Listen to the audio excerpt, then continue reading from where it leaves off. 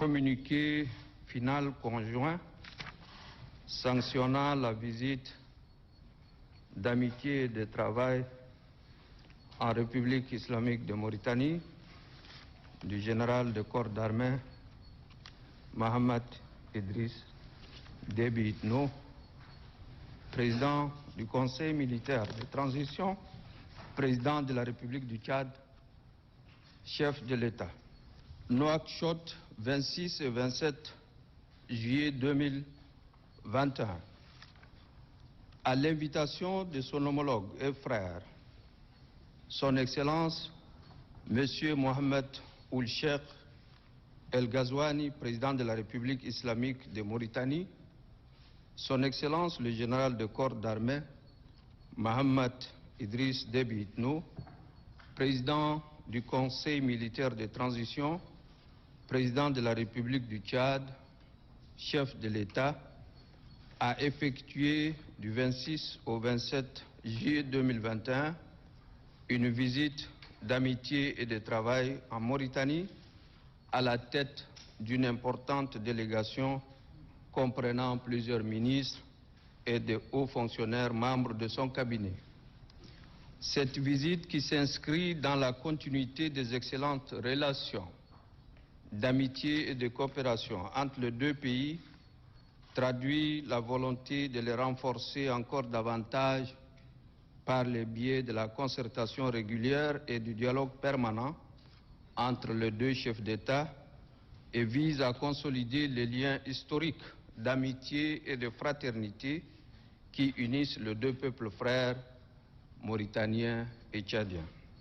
Au cours de cette visite, les deux présidents se sont entretenus en tête-à-tête des relations bilatérales et des questions sous-régionales et continentales d'intérêt commun.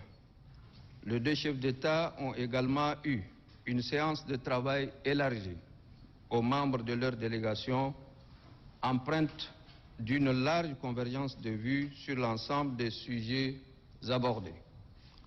Son Excellence Mohamed Ould Cheikh El Ghazouani et son Excellence Mohamed Idriss Déby Itno se sont félicités de cette convergence de vues et ont réaffirmé leur ferme volonté de tout mettre en œuvre pour développer et raffermir les liens de coopération entre les deux pays dans l'intérêt de leurs deux peuples frères.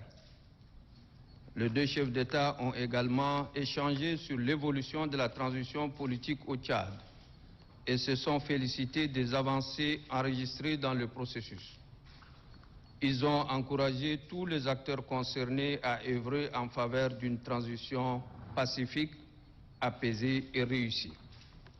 Abordant la situation sécuritaire au Sahel, ils ont insisté sur la nécessité d'approfondir la collaboration entre les États membres du G5 Sahel afin de mieux prévenir la criminalité transfrontalière organisée et de lutter plus efficacement contre le terrorisme et l'extrémisme. Les deux présidents ont exprimé leurs vives préoccupations face à la résilience de groupes terroristes dans le Sahel et le bassin du lac Tchad et ont rendu un vibrant hommage aux efforts déployés par les États du G5 Sahel. Les deux présidents ont convenu de la nécessité de poursuivre et concrétiser la montée en puissance et l'autonomisation de la force conjointe du G5 Sahel. Ils ont ainsi appelé à une mutualisation des moyens et une synergie des efforts pour plus d'efficacité dans les opérations militaires. Ils ont à cet égard souligné l'urgence de la transformation de la force conjointe du G5 Sahel en une véritable force autonome dans ses opérations, son fonctionnement et sa gestion financière. Ils ont réitéré leur appel aux Nations Unies pour examiner la question d'un financement pérenne de la force du G5 Sahel à travers l'octroi à cette force d'un mandat sous le chapitre 7 de la Charte des Nations Unies. Évoquant les conséquences de la crise libyenne, les deux chefs d'État ont exprimé leur vive préoccupation Devant la menace que constitue pour la Libye elle-même, ses voisins et le Sahel, la présence sur le sol libyen de bandes armées incontrôlées, de mercenaires et de groupes terroristes se livrant à des trafics en tout genre.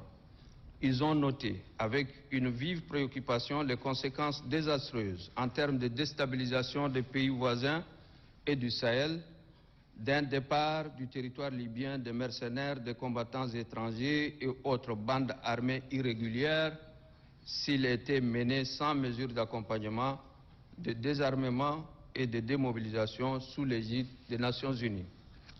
Ils ont rendu un vibrant hommage au maréchal du Tchad, Feu Idriss Déby Itno, tombé au champ d'honneur, ainsi qu'à son action en faveur de la sécurité dans son pays et dans le Sahel. Les deux chefs d'État ont appelé à la dynamisation des relations économiques et commerciales entre les deux pays et au-delà entre les pays du G5 Sahel.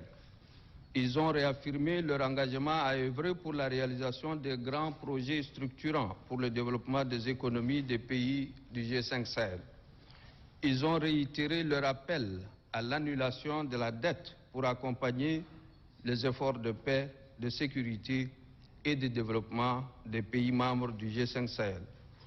Les deux chefs d'État ont en outre insisté sur le devoir de solidarité de la communauté internationale de mettre à disposition des vaccins pour faire face à la pandémie du Covid-19.